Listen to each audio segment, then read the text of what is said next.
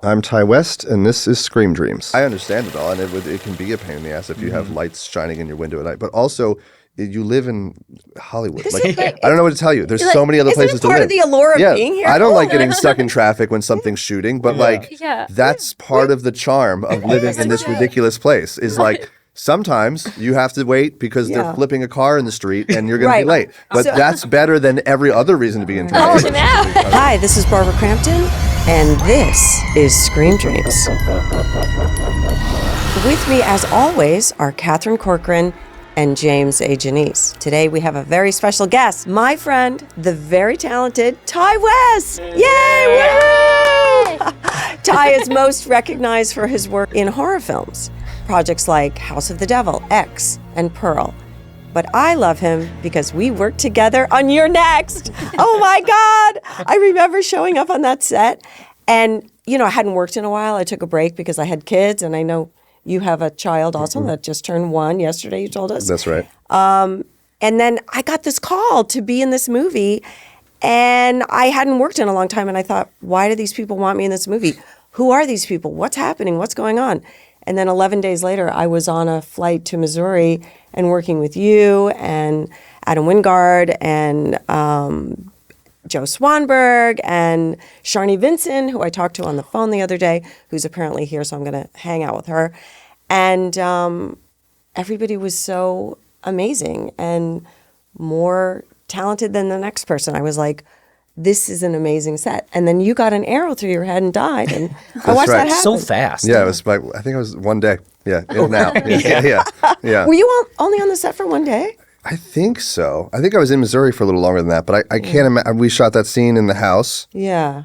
And then I die. And there's not really much else for me to do after that. So I think that was it. It was like one long day. Had you worked with Adam Wingard before? No, I mean, we knew each other, but it wasn't really an actor. So it was one of those things that I think when he asked me, I was like, no. Like, you don't want me to do this. You want somebody who actually does this to do this. And then he was a bit persistent. And so it wasn't how dare you? It was more just like, why are you asking me? I'm not really an actor. You were playing a filmmaker. And then, And I just remember Joe Swanberg had this dialogue where he said, oh, so you're part of the Boston Underground Film Festival. So what do you make films underground? And that was hilarious to me. Yeah, I think when he told me who else was in the movie, I was like, oh, okay, I get what you're doing now. But at first, it was like, would you want to just be in this movie? And it didn't make sense to me because it wasn't really something that I did. So I was like, I don't necessarily think I'm good at this. So why are you asking me? And then when he was like, it's Joe and it's Amy and whatever, I was like, and AJ, I was like, oh, okay, I think I get it now. So because was this right before VHS?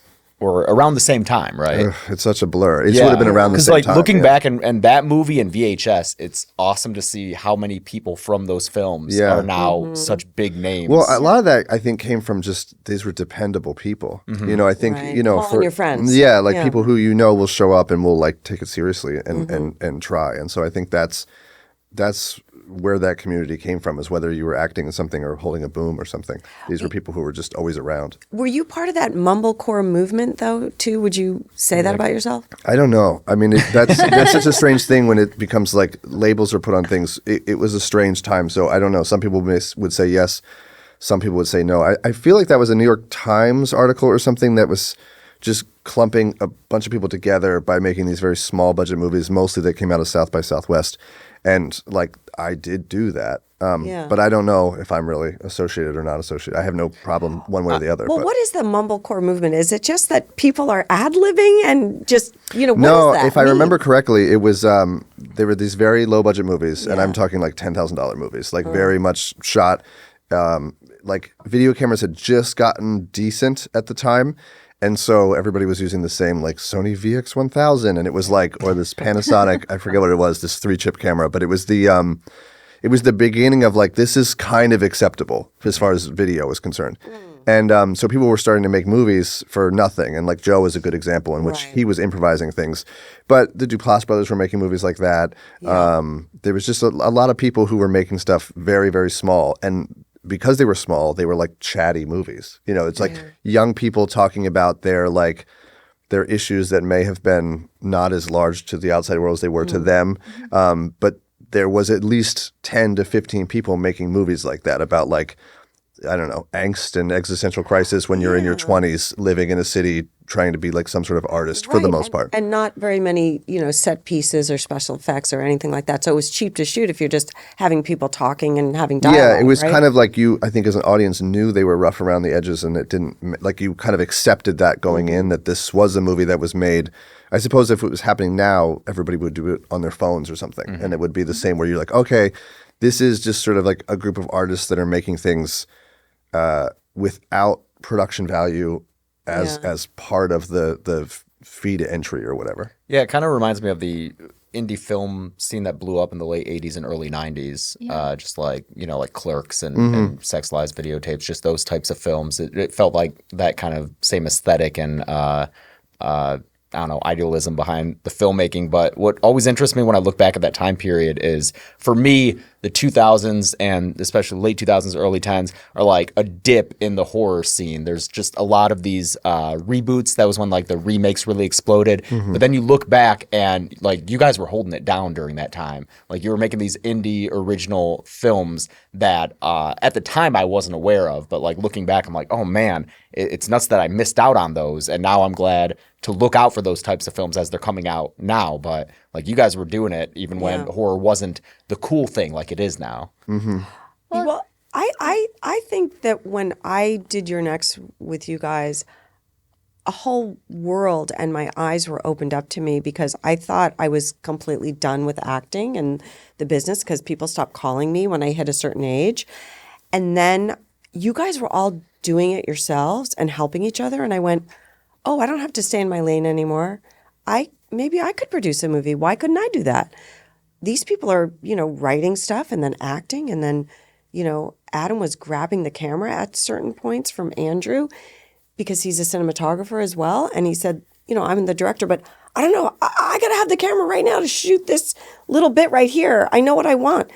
And I thought everybody is just doing each other's jobs. And I don't know, a light bulb went off and I said, maybe I could come back. It's so interesting because I don't think because of the work that you guys did, I've hardly ever experienced a project where that was not the case, where everybody wasn't always kind of teaming up. And it's interesting, I think, in your work, you see it, I guess, in this series that we're now, going to be talking about a little bit is coming out for you, but you see it in Pearl, you see it in X, and I mean, I don't know what's going to happen in Maxine, but it's this kind of interesting, I know it's in X, it's porn, but it's this interesting kind of like DIY mentality. And even in Pearl, like her fascination with like early cinema. Do you think is it shaped by a lot of the work that you did early in your own career and like kind of the guerrilla mentality? Yeah, I don't know how much of it was as meant to be about my own so much, but the whole kind of idea, this trilogy started as just one movie. But the reason that they were making a porn in the movie was I wanted to make a movie about a bunch of people making a movie. If they had been making a horror movie, that would just not be that interesting to me.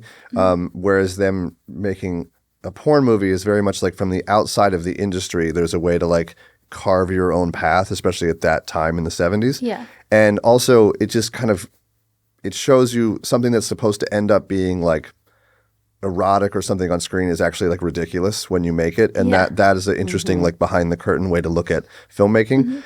But this sort of DIY spirit of filmmaking and independent filmmaking, or trying to be a part of an industry from the outside, was a big part of the desire of what I was trying to do in X. And so when then Pearl came up, that thematically like continued in a different way and just became about like from the outside when you look at the movies on a pedestal and how that could give you hope or make you wish for a different life in a different way. And then Maxine is different. It's sort of more like once you get here, what it's like. Well, that's what's so like interesting. I like, we talk about these films on the show all the time. Everybody who comes in is like, of the horror films that they love of the past couple of years, it's like everyone talks about Pearl, everybody talks about X. And I think one of the things as actors, as filmmakers watching these characters, watching Pearl and Maxine, that's so heart-wrenching is the fact that she so desperately just wants to be seen and wants to be in the business, and she can't get there. And like we all know exactly how crushing and what that feels like. It's just like it makes sense that these are obviously these are for wider audiences, but like filmmakers, you cut us deep with these films. That was sort of, I mean, from the character standpoint, the like, you know, ambition was a big part of like the also thematics of what the movies were. And just, you know, if you're someone who wants to be making a movie or in a movie, which is no shortage of people. I mean, now I think it's more distilled down to you just want to be famous or whatnot. But it's so unlikely that if you want to do that, that you actually get to do that in any capacity. Like certainly like forget that very, very top, like an A-list success story. That's like point like 0.0001 of anybody ever that gets to do that.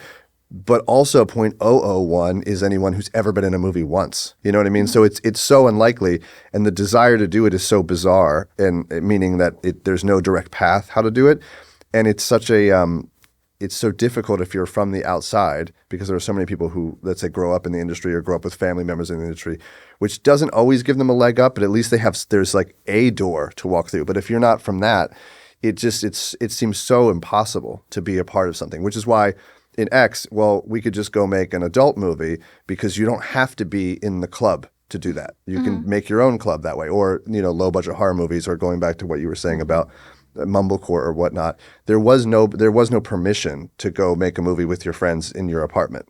Like there was no one had to say like you can do this or can't do. You could just do it. And then credit to a lot of the film festivals like South by Southwest or whatever who program those movies and actually said like this is an audience can watch this thing that you made in your house. You know, that kind of I wouldn't say it made them like real, but it did kind of vouch for them in a way that was helpful.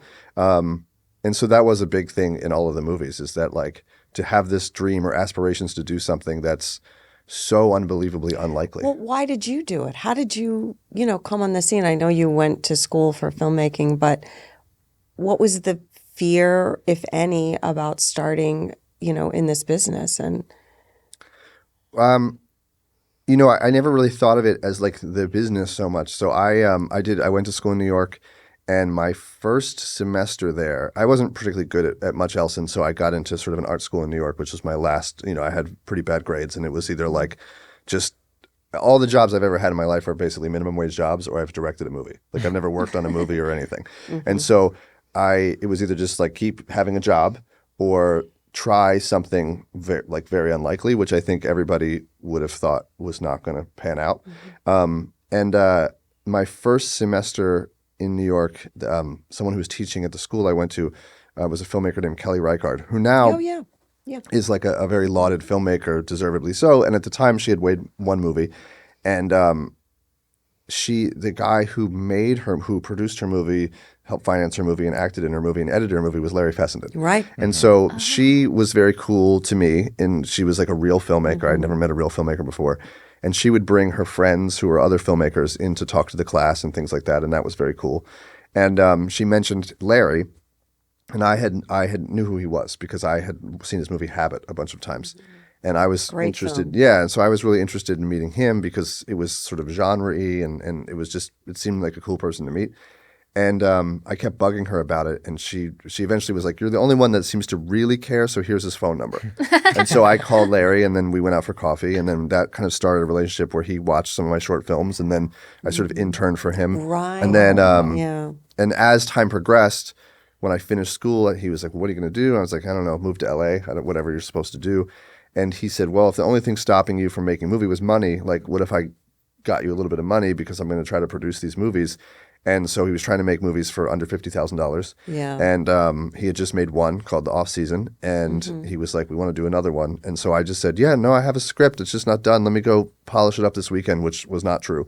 And so I went home and just cranked it out. Yeah. And then Nice. that was in like May of whatever year that was. And by October we were shooting it. Wow.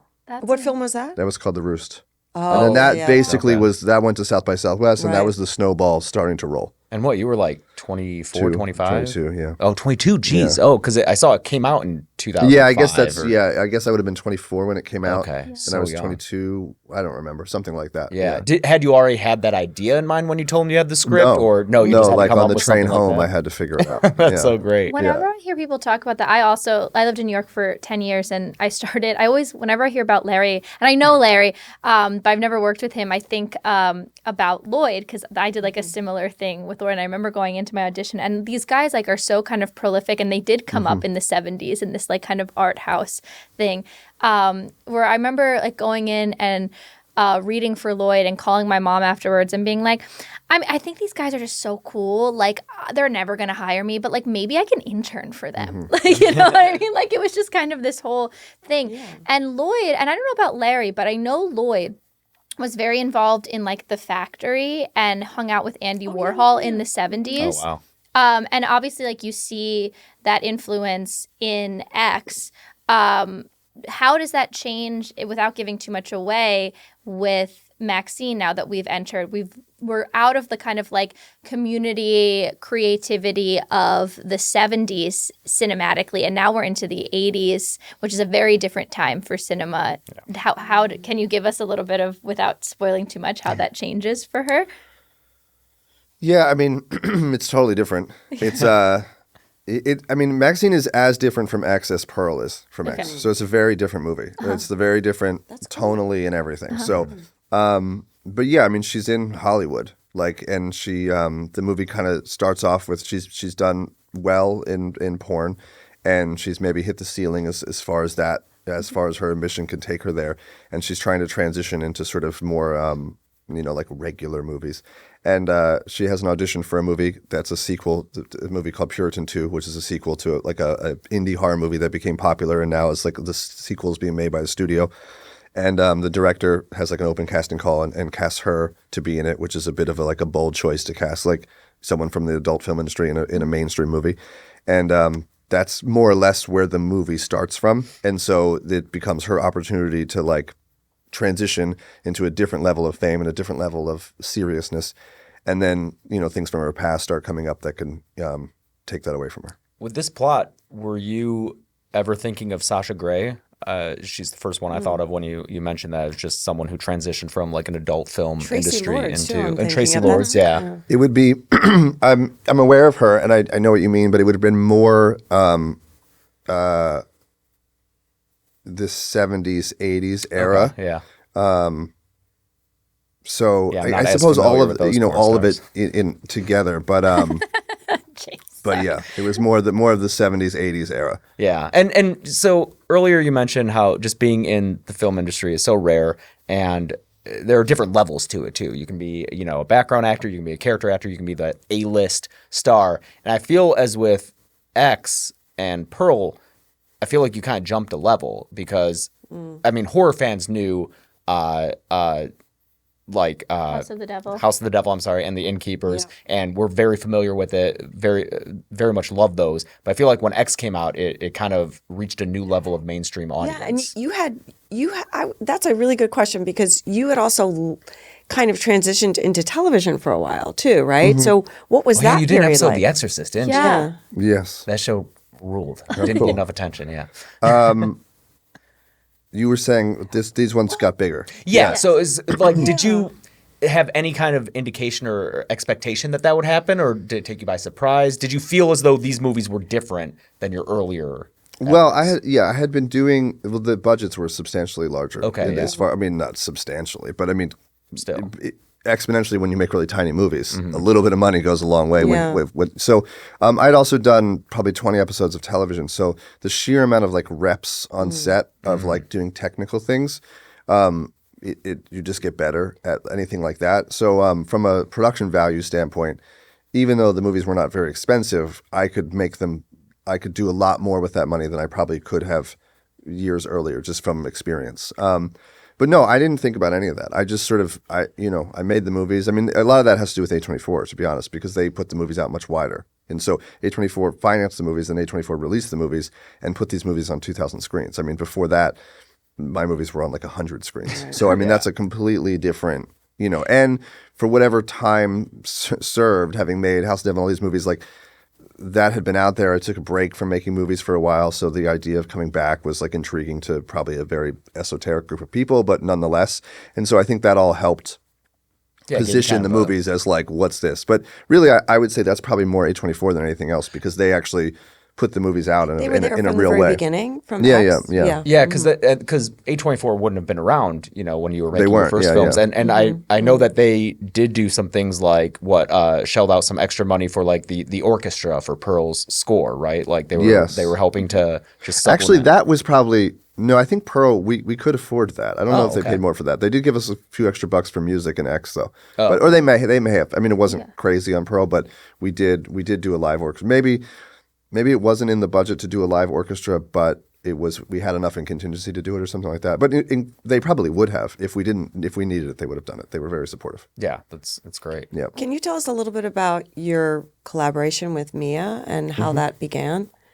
Yeah, it was COVID and we were making X and I was meeting everybody on Zoom and she's someone I had in mind because I was a fan to be in the movies. But you meet like a zillion people, like, and that's so I had this like schedule of people I was going to meet over the course of the week, and it was a lot of people, and she was the second person, and so I was like, well, that's cool because she's kind of who I have in mind for this, and so I met her, and then after that meeting, I was basically like, oh my god, like I have to have all these other meetings, but I'm pretty certain, that this is what's going to happen, and so like everybody else was great, but I was just like, oh, this is what it's going to be, and I think a big part of that was. We got along fine, and that was all good. But I think no one knew that I wanted whoever played Maxine to also play Pearl. That wasn't in the script, or that wasn't anything that was talked about before auditions or anything like that. And so I was just chatting with her, and I was like, in a perfect world, this is what I'm trying to do. And she just kind of stopped, and I could see the wheels turning in her head, and I could see her being like really, and she was just like, I could kill that, and I just believed her, Wow. And so, and so that was really what I was hoping for, and so. I just believed her, and that was that. And then when we were kind of working on, I guess prepping, for lack of a better term, X, the idea for Pearl had come up, and I said, like, would you be interested in doing this, and would you be interested in staying in New Zealand longer? Because we were going to New Zealand for about 4 months to go make X, and I was like, if I somehow convince A24 to do another movie. You have to stay. Like, I can't do this without you. So, and she was interested in the idea, and I was like, well, then we should try to do it together because we're going to have to be there for a long time doing this, which she was very game for. And so that was the plan. And then I had to go to New Zealand and do 2 weeks in quarantine before you can get into the country. And I just tried to crank out the script then, and we would FaceTime because she was still in New York. And the whole goal was like, we have to convince, we have to get something good enough that A24 says, okay, this is worth doing 2 in a row. Wow. We talk a lot about fears and, things that scare us on this show. In having to, take these big swings during COVID, was there this like fear that like you weren't going to be able to make the films you wanted to make, or that they weren't going to come out, or just that you were going to die maybe when you were making them? Oh my God. Well, that was a real fear. I'm sure there was that we're all going to die fear at some point during the whole COVID process. But we were going to make the movie in Texas or Louisiana or something like that. And then COVID basically put an end to that. And then realistically, we were going to have to push it a year because it needed to be shot in the summer, unless we went to the Southern Hemisphere, in which case we had a little more time to try to find that. But I was like, we're never going to find someplace in the Southern Hemisphere that looks like Texas. And New Zealand, which, Weta Workshop is there, and they had a film crew there. And it's a very civilized, great place to make movies, but it doesn't look anything like Texas, except there's one place right in the middle of the North Island that kind of, from the right angle, looks like it. And so that became something that's like, well, we might be able to do this. And then that slowly but surely turned into we could do this. But once we got there, maybe the flight down there, because that was like peak COVID and we were on a plane and all that, and that was intimidating.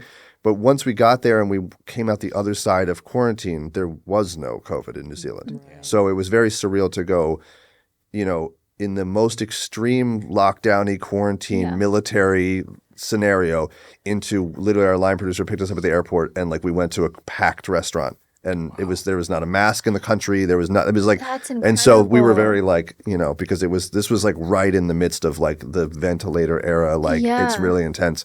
And so, and then the entire time we were there, having made the 2 movies, there it was not a thing. We didn't, there was no mask on set, none of that. That's We insane. didn't have any of that. You didn't feel any, because I was also on a job like peak COVID and we had to quarantine and the mask. And I remember I still feel like there's this kind of psychosis that I have from that time. Just when you're in isolation like that as a human. But you guys didn't feel any of that because you were then it was just back to everyday life. That's wild to me. Once you came out the other side, it was everyday life. And so that was part of the drive to stay there and make 2 movies because you couldn't really make a movie somewhere else. And so part of the pitch to A24 was we can amortize the cost of the first movie, so the second movie's cheaper.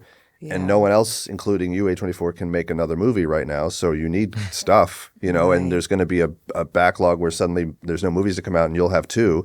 And this is also a good idea for a movie. Mm-hmm. And also I get to stay in New Zealand where I don't have to go home to my house and be depressed about having left the country where that was not a scenario. So I ended up being there for 13 months because I just did post there and everything. So was that Wanganui? Is that where you were? That was part of it. That's where the farm we built was. And then where were you staying? Wellington mostly. Oh, yeah. I actually just visited Wellington. Oh, it's great. It's a great. Yeah. It feels small as a city, but a good small. Yeah. It's great. It's one of the very best kept secret cities out there. It was a great place to be. Mm-hmm. Was there anything else that you wanted to share with us that does scare you?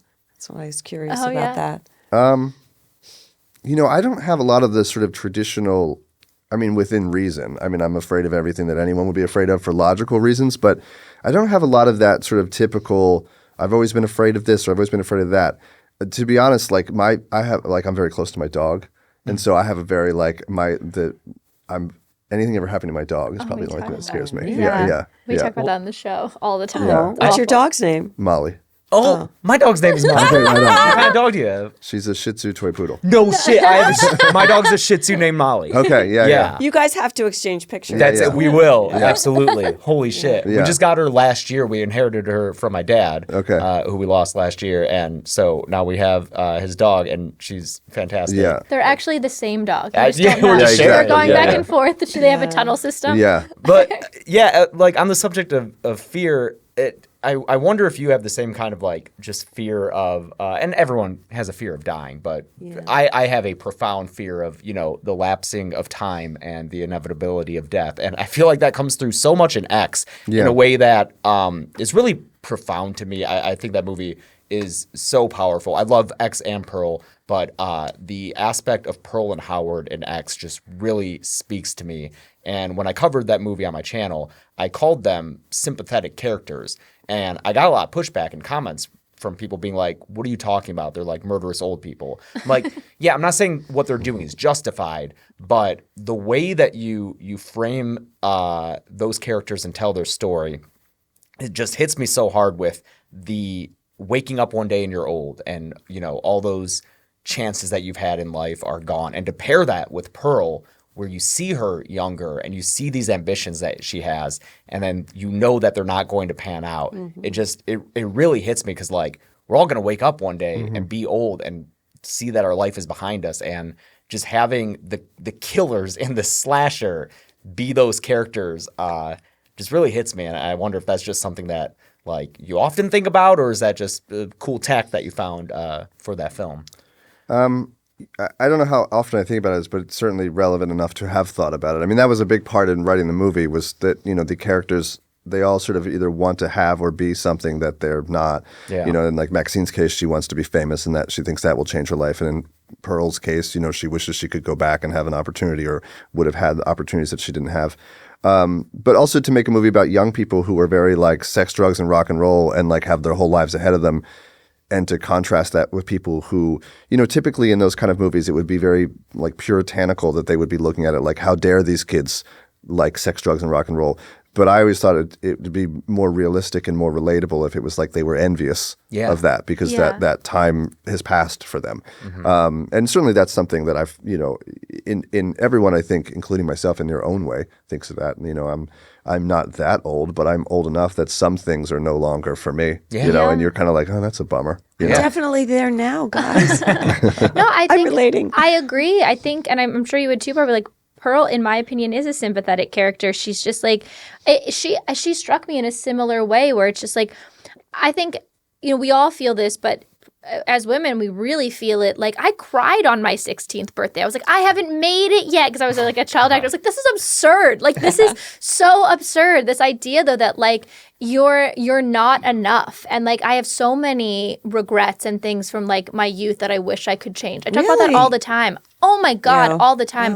When I'm at my lowest, where I'll be like, God, I just wasted so much time. It's just like it's so, and I'm so interested to see how you explore that, and that, you know, that feeling, because inevitably Maxine will have that feeling transitioning into a new era for her. You know, I'm so interested to genre, see how Mia takes that on. Yeah, I mean, I think it's a big part of Maxine also was, meaning the movie Maxine, not the character, but was we tried really hard to not repeat things from X and Pearl, because the moment, there's certainly lots of references to it, and there's thematic elements that are through lines, and there's literally plot elements that are through lines. But for the most part, anytime the movie started doing something that the other movies did, it kind of lost its like shine really quickly. And so like the original idea I had for the third movie was much more about some of those things, and you just kind of felt like, I already know this from the other movies. And so, not to say that the stuff you're talking about isn't relevant in the movie, it very much is, but it's different than I think. That's kind of the fun thing with these movies, is that they're totally different. So I think Maxine it's like a radically different movie than the other movies. They stand on their own, but did you always envision this as like this kind of like trilogy, or did you like? It was supposed to, originally it was just X. Right. And then when I had the idea for Pearl, which was part of a way to stay in New Zealand, like I said, and then part of a way that, because also it was like, to convince A24 to make another movie, which is something no one's going to want to do. We haven't even made the first one. Yeah. So it was like, well, it needs to be cheaper. It needs to be good. And it needs to be like part of something that like they can see a bigger picture to. So we had spent all this money building Texas down there. So I was like, well, if we can still use that, then we already paid for that on the first movie. So that takes a huge amount of expense off the second movie. If we keep the crew, then we don't have to go source all that and find all that. We've already flown everyone down, so there's no new plane tickets, no new hotels, none of that stuff. And then if we keep the cast, we've already done that. Those deals are basically sorted. And so it was a way to manageably go into a second movie from a production standpoint that was very like sensible. Because, you know, building a barn is a lot more expensive than painting a barn. Yeah. But a sequel to X didn't make any sense, because like assuming everyone that's listening to this has seen X, there's not enough people left alive to put them back in another movie.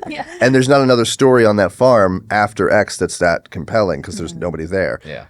But because I knew Mia was already playing Pearl, and we had done all this sort of like backstory work on the character, it was like, well, we could just go backwards and we could make that movie. And then when I had that idea, I sort of immediately had the idea of the third movie, of like what happens to her after X.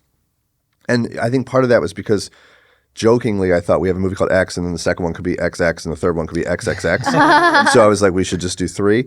And so when I pitched A24 Pearl, I also sort of pitched them Maxine, and they were like, well, why don't we make X, come home, see how it does. If it does well, let's make Maxine and make it bigger and flashier and all that. And I was like, that's great, but you know, I'd rather Maxine be the third movie, so I would really rather make Pearl, or I don't really want to make them otherwise. And they said, well, okay, why don't we make X, see how it does, and then we can go make Pearl. I was like, we'll never make Pearl. Yeah. Because all of the upside to making this movie goes away the moment we tear that stuff down and go home. Yeah. And so, you know, they were on the fence about it, and I was like, look, I'll just try to crank this script out. And if you don't like the script, you don't like the script. But if you like the script, we should do it. And so that's what happened. But because of that, they knew Maxine was sort of in my back pocket. Yeah. And then when we were finishing Pearl, between finishing it and premiering it, I was writing the Maxine script with the same plan that like at Venice premiere of Pearl, I'm going to turn in the script, and then hopefully that will motivate the green light, which it did. And then we had a little teaser at Toronto for that. So it was is always just trying to keep it moving. So were you filming X, and at night like writing the script for Pearl at the same? Holy shit! Well, you were doing like pre-pro. Yeah, right? I don't know if I was still writing while we were filming, but it was. We got to. I remember I flew on Halloween to New Zealand, and you had to do 2 weeks where you couldn't leave a hotel room. So most of the writing, I'd say like. There was a script when I came out of those 2 weeks. It wasn't the final script, and that was early November. I'd say the final script was around Christmas. So we did have like a week off between around Christmas. And I did a lot of the finalizing stuff then. And then when we were in prep in January for X at night, I would write a little bit on it here and there.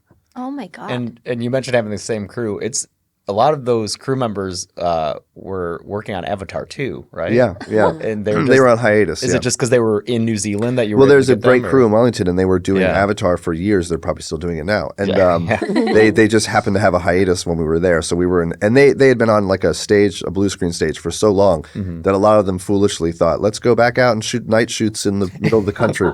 And so, but they were great. So we inherited a very like tremendous crew, and we were really fortunate. I just wanted to point out, just for one moment, because we didn't discuss it at all, we're wearing shirts as an ode to Maxine because in the new film, she is wearing like an authentic We shirt from the old magazine, Yeah. right? Yeah. So as soon as I saw that, I said, Catherine, we where'd you have get to these go out and get shirts? these shirts. Do that again. Oh, Was that? We're wearing. Oh, yes. Yeah. Again. There you go. Wee. Yeah. Anyway, just Yeah, that was Marianne, our costume designer. We talked a lot about what Maxine would wear and what Yeah. everybody would wear because it's such a part of the movie, is the wardrobe of the movie. And one of her outfits was going to be this T-shirt, and we went through all sorts of ideas, and we sort of settled on that one because of the magazine and because of in the other movies there's a sort of French film and French influence from this Wee Wee Marie song and things like that. So it ended up being like the perfect coalescence I of think stuff. these shirts. I think we're ahead of the curve. I think come I think so, Halloween too. Everybody's Yeah, gonna be yeah. wanting these. Yeah. Everyone's gonna want these. Yeah, I mean, you I got caught that this- pretty early. I got this from Claire V. If anybody Okay. wants to know the good shout out. company, but we haven't seen Maxine yet, but we are going to see it soon. What's is there going to be a fourth movie? What happens afterwards? Do you have something in mind? Yeah, because I did want, like, Pearl takes place in 1918 and X takes place in 1979. And that's such a big stretch in between that if you wanted to, I'm not sure if you still want to spend more time in this universe. Like, you could make a movie that's set sometime. TV series. I'd be Pivot. curious to see what those two are doing, you know, in Yeah. World War II time. Because like, that's such a long stretch of time. And especially where Pearl leaves off, where Howard comes home and finds the situation. I would love to see how they get from there to like the devoted couple in X, but obviously, you know, it also Maybe works we'll if it's find out in left up. Maxine. Yeah, she finds like an old tape or something. Yeah, I mean, anything's possible. We'll see what's next. I think I'm very. This has been 4 years of like nonstop, so I'm very to have made it to the end, and I believe we stuck the landing, and so to have done that and have this trilogy is I do have some ideas of how to sort of extend it. It's just a matter of is that what it will do next or not? I'm not sure yet. So we'll see. You know, Yeah, 'cause- part of the joy of these movies has been doing them in secrecy. You know, no one knew we were making X, not on purpose, just no one was paying attention. And then no one knew that we made Pearl at the same time, and that was fun. And then to announce Maxine, that was fun. And so, you know, I'm a big proponent of there's so much stuff now that on the internet you can find out about everything that it's nice to not tell everybody what's happening. Yeah, you're very, closed off from any sort of social media or anything like that. Did you ever have that at all? I did. I used to have Yeah. it, but yeah, I don't have any of that anymore. I think it's nice to not know everything about everything before you see it, and so that's kind of I think with these movies and probably going forward, at least as far as I can tell, I'm going to just sort of hang on to that. Like, you could just go see the movie and find out everything about it instead of reading about it online. You know, I see some of it. People forward me stuff from like the trailers and everyone's theories and things like that. And I appreciate the enthusiasm. And sometimes people are right and sometimes they're way off. And then, but it's like, well, the movie is here for you to get all these answers. And so, and I'm stoked about Maxine and for everybody to see it. So, because it's a fun summer movie for sure. Do you want to go back and work in television again? I would. Yeah, would, I enjoyed doing TV. I mean, I think I had, when I make a movie, I have to come up with an idea. I have to write a script, and then I have to go find the money. Usually it Yeah. falls through. Then you have to find more money, and then you have to go make it, somehow pull that off, and then you have to promote it. I mean, it's like 2 years of trauma to make It a is. movie. And TV was like, can you be on a plane on Monday? Yeah. And that was the whole process. Show up, and so the whole system's laid out. yeah, for and you. having done everything myself for so long, from like writing, directing, editing, producing, camera up, all that, when I got to TV and everybody was like, listen, there's no time, there's no money, I was like, there's plenty of time and plenty of money. And so I adapted to it very easily. And when I go and do a television show, I'm not there to try to make it my own show. I'm there to try to be like, what are you guys trying to do with this show? And how can I help do that? And that's a very it's still stressful and it's still hard, and you still work as hard and give it 110%. But for instance, if it rains and you're going to have to shut down that day, it's not really my problem. So I can still sleep at night. Whereas on your own movie, and if you're not going to get another day, now you have to figure out how to rewrite the script. And so that little bit of freedom to just sort of help someone else make their show and not be responsible for all of it is great. And then I get to work with a bunch of people that I didn't hire, some good, some bad. But, that experience is really valuable. And there's no piece of equipment I haven't worked with at this point and stuff like that. So for me, it was great. And I enjoy doing it. I don't mind going away for a month and doing it. So we'll see. I don't know if that's immediate next either, but I'm happy when people ask me. Well, you talk about like what keeps you up at night, and that really is as much as we're all fans, so we're geeking out on these films. That really is what our show is about. And I have to ask you, like, a lot of what you've talked about here is such like, it sounds like a lot of your success is this kind of like fearless confidence of like, okay, you need a script. Here's a script. I can write a script. Okay, we're here. I'm just going to pitch this movie to you. And like, it's kind of like a give no fucks attitude.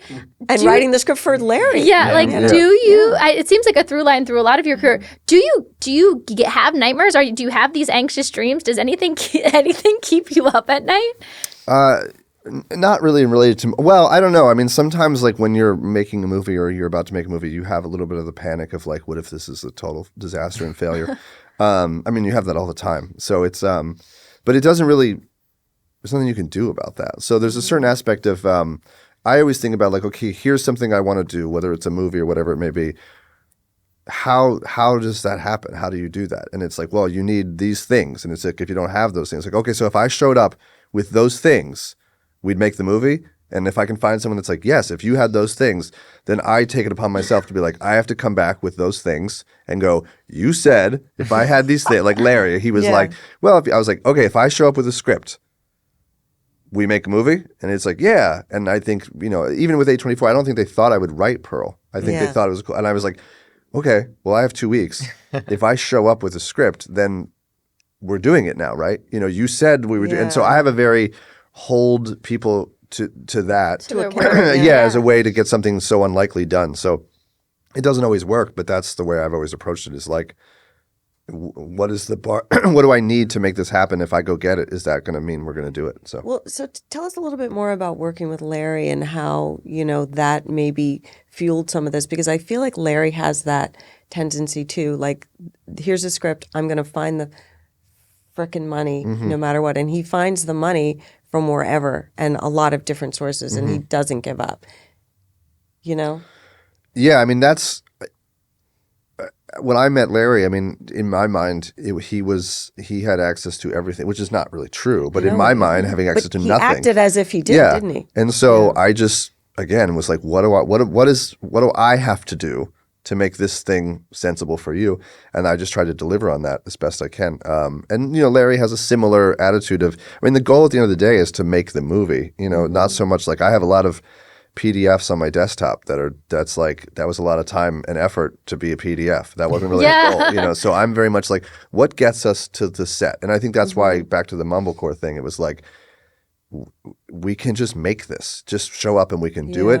That was a very inspired and inspiring time. So for me with larger movies, it's the same thing of like, right, you just have to do what do I need? Do I have to go get Tom? Okay, let me go figure out how to do that then. Like, what is it going to do? What is it going to need to make this happen? Because I feel like there's another renaissance happening now with the fact that we had COVID for so long, and then we had the strikes, that people are just going out and, and the streamers aren't buying stuff and you're not making pre-sales a lot. People are just going out and saying, I'm just going to make my own damn movie again. It's like every few years we remember that and we have to keep doing it. Yeah.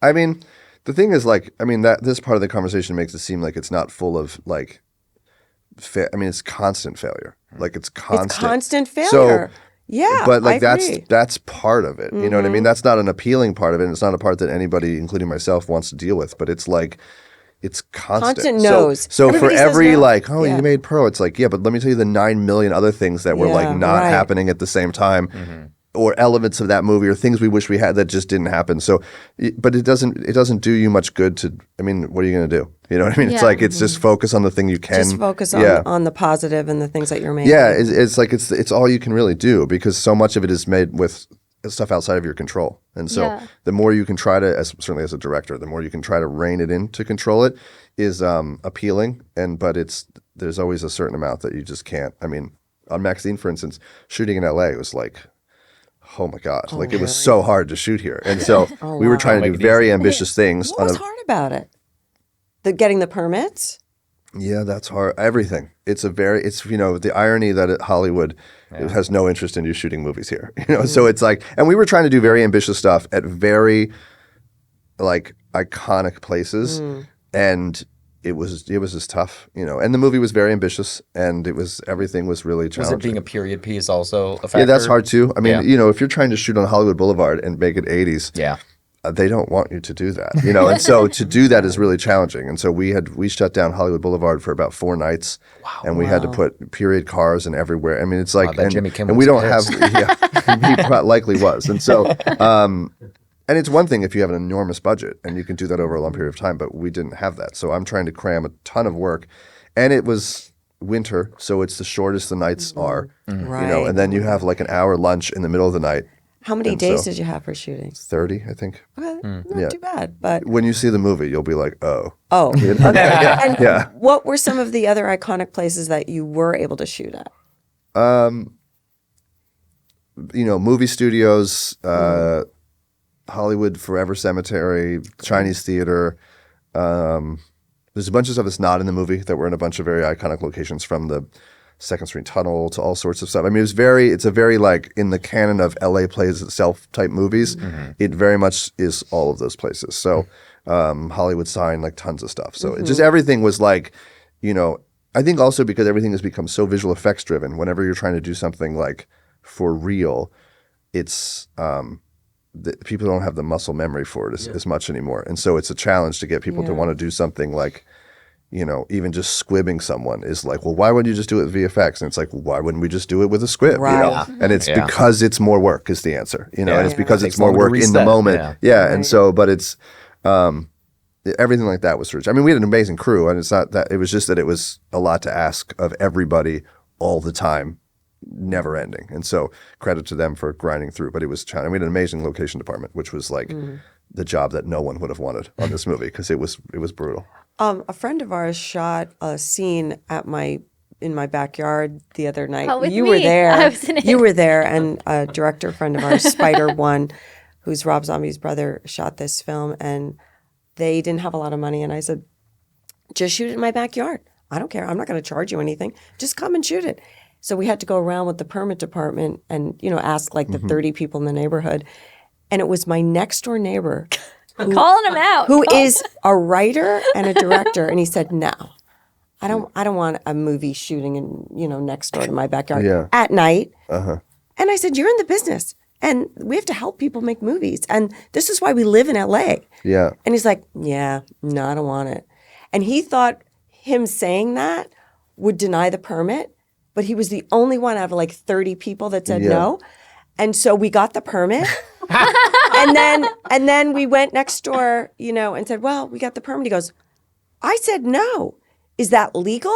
Yes. And we're like, "Yeah, it's legal." Yeah. Oh, he showed his ass for nothing. I know. Yeah, that's a big part of upsetting the called neighbors. him It's a big part of it. But my thing about that is like I understand it all, and it can be a pain in the ass if you have lights shining in your window at night. But also, you live in Hollywood. Like, is like- I don't know what to tell you. There's so many other isn't it places to part live. of the allure of being here? I don't like getting stuck in traffic when something's shooting, but like Yeah. that's part of the charm of living in this ridiculous place. Is like. Sometimes you have to wait because they're flipping a car in the street and you're going to be Right. late. But that's better than every other reason to be in traffic. So it's but it was challenging certainly to navigate stuff like that. Did you have to offer people money for Yeah. anything? Because we did that too. So we said to the guy next door, we said, "Well, we'll give you $500."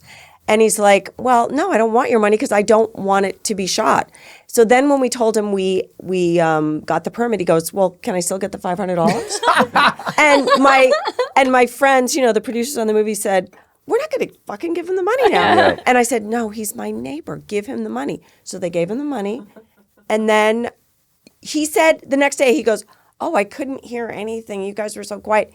And he gave us the money back. Oh, okay. All really right. nice. Redemption But story. I remember you were Happy telling ending. because this is like without giving too much away about that film, like that we were so nervous about that neighbor. They were like, Catherine, you can't scream. Like we have to do it in ADR. Like you cannot scream. You have to make it look like you're screaming, but you can't like make a sound come out because of the damn neighbor. But tell us, do you have a story like that? Like where you had to pay somebody off and big bucks, more than $500? Yes. I'm not going to tell it, but yes. She'll light him on tell us fire. There's a very Yeah. specific one. Yeah. Really? Yeah, yeah. It worked out. Yeah. That's great. As someone who's made such a mark in the genre, both earlier in your career and especially now, because especially like 2022, I think that's like the best year for horror in so long, and you had 2 movies that came out that were among the best. Are there any current horror films that you're watching that really stand out to you? Any filmmakers that have really impressed you lately?